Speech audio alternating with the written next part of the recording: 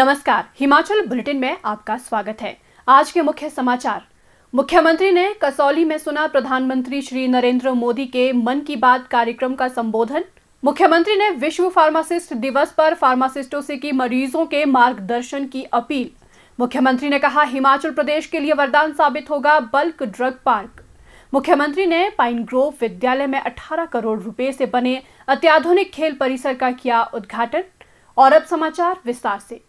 मुख्यमंत्री श्री जयराम ठाकुर ने आज कसौली में प्रधानमंत्री श्री नरेंद्र मोदी के मन की बात कार्यक्रम का संबोधन सुना।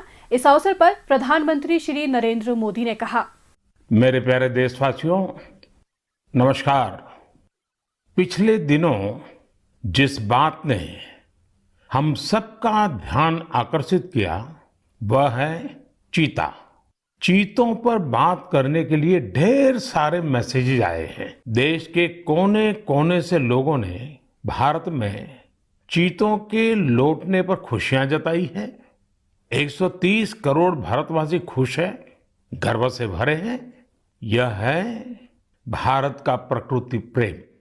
इस बारे में लोगों का एक कॉमन सवाल यही है कि मोदी जी, हमें चीतों को देखने का अवसर कब मिलेगा। साथियों, एक टास्क फोर्स बनी है। यह टास्क फोर्स चीतों की मॉनिटरिंग करेगी और ये देखेगी कि यहाँ के माहौल में वो कितने घुल मिल पाए हैं। इसी आधार पर कुछ महीने बाद कोई निर्णय लिया जाएगा और तब आप चीतों को देख पाएंगे।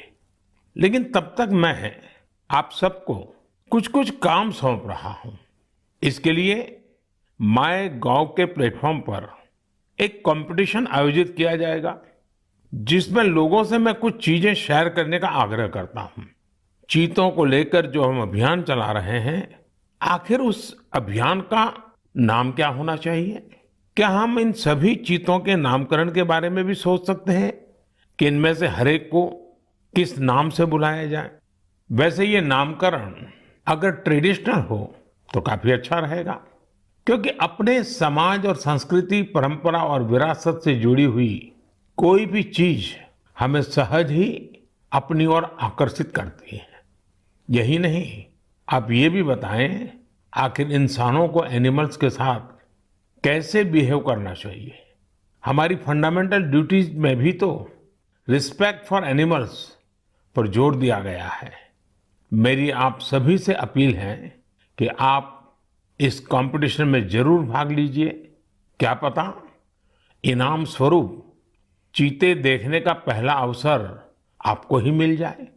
मुख्यमंत्री श्री जयराम ठाकुर ने आज विश्व फार्मासिस्ट दिवस के अवसर पर सोलन जिला के कसौली से राज्य फार्मेसी परिषद के सदस्यों को वर्चुअल माध्यम से संबोधित किया। इस अवसर पर उन्होंने कहा कि केंद्र सरकार ने हिमाचल प्रदेश के लिए बल्क ड्रग पार्क स्वीकृत किया है, जो राज्य की अर्थव्यवस्था और यहाँ के युवाओं के लिए एक वरदान साबित होगा। उन्होंने कहा कि बल्क ड्रग पार्क की स्थापना से कच्चे माल के लिए चीन पर भारत की निर्भरता खत्म हो जाएगी और इस क्षेत्र में चीन का एकाधिकार लगभग समाप्त हो जाएगा।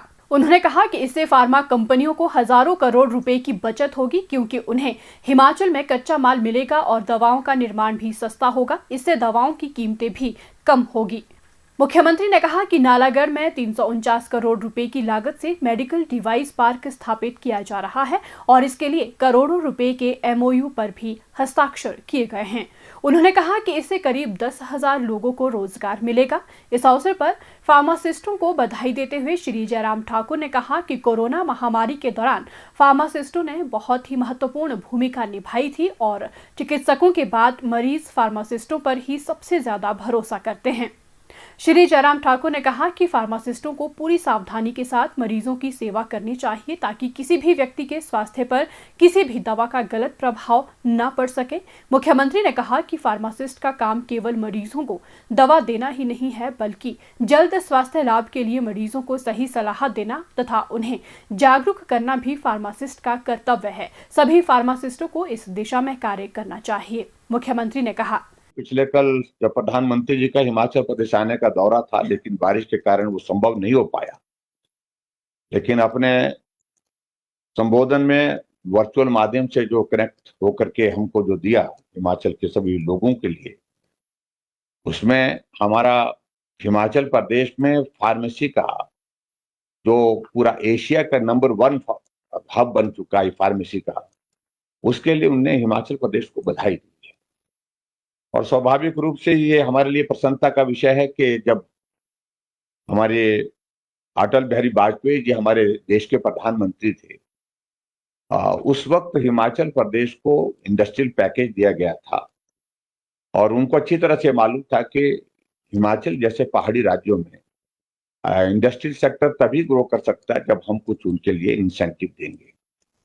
और उसके एक बहुत बड़ा लाभ हुआ और लाभ आज की तारीख में हम उसको देख रहे हैं कि एशिया का नंबर 1 फार्मा हब जो हमारा हिमाचल प्रदेश में बद्दी बरोटी वाला बना है, नालागढ़ बना है। और अभी जिस प्रकार से कोविड का संकट रहा पूरे देश के लिए, हमारे फार्मेसी के माध्यम से यहाँ से जो दवाइयां जो बन करके तैयार हुई थी उनका एक बहुत बड़ा योगदान रहा। लेकिन मैं ये भी कहता हूं कि देश के बाहर भी बहुत बड़ी मात्रा में मेडिसिन अगर कहीं से बन करके गई तो हमारे यहीं से बद्दी बरोटी वाला से जो है बन करके गई थी। अटल जी के बाद दूसरा हमको एक बहुत बड़ा एक तोहफा कह सकता हूं मैं हिमाचल जैसे छोटे प्रदेश के लिए, वो हमारे लिए बहुत प्रसन्नता का विषय है। और वो विषय है कि हिमाचल प्रदेश को अभी हाल ही में जो इन प्रिंसिपल एक स्वीकृति मिली है बल्क ड्रग फार्मा पार्क। पूरे देश भर में मात्र 3 फार्मा पार्क जो है ये बल्क ड्रग के बनने थे और उस तरह से हमने बहुत एग्रेसिव जो है वो बिडिंग की और उस बिडिंग का जो उस तरह से करने का एक लाभ ये रहा कि पूरे देश भर में जो 3 मिले तो उसमें पहले नंबर पर हिमाचल आया है।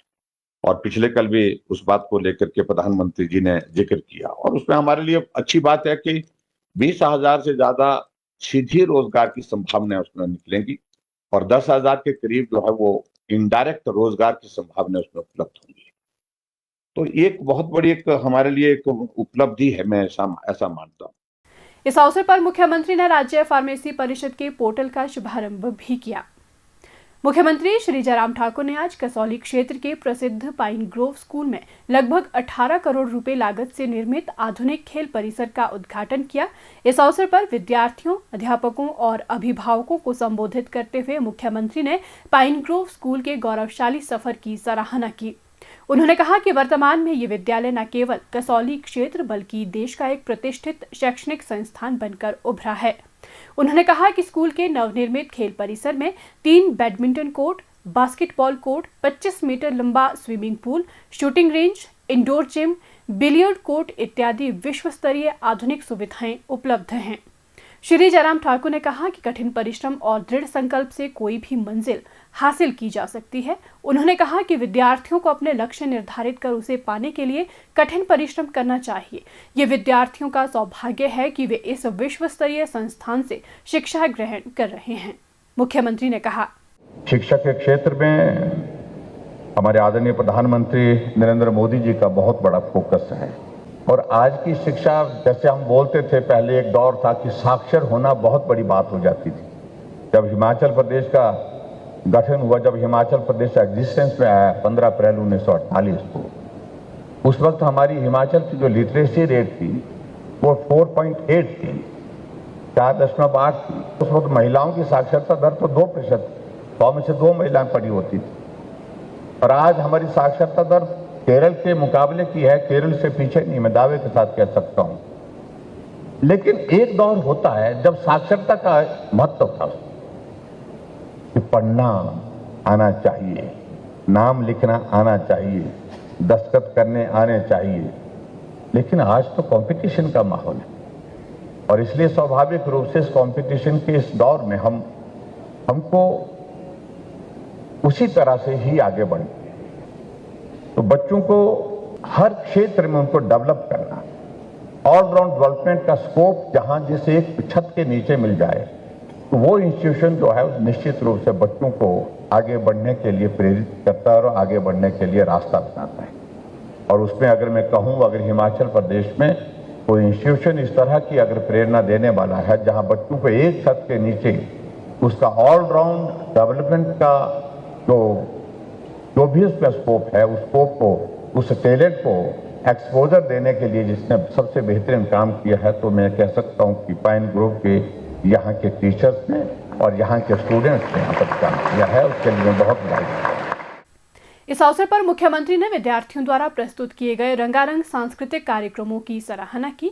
उन्होंने खेल परिसर की स्थापना में उल्लेखनीय भूमिका निभाने वाले समर्पित कर्मचारियों को भी सम्मानित किया। हिमाचल बुलेटिन देखने के लिए सब्सक्राइब करें YouTube channel IPR Himachal, follow करें ट्विटर @DPRHP, लाइक करें Facebook page information and public relations department Himachal Pradesh, visit करें वेबसाइट www.himachalpr.gov.in।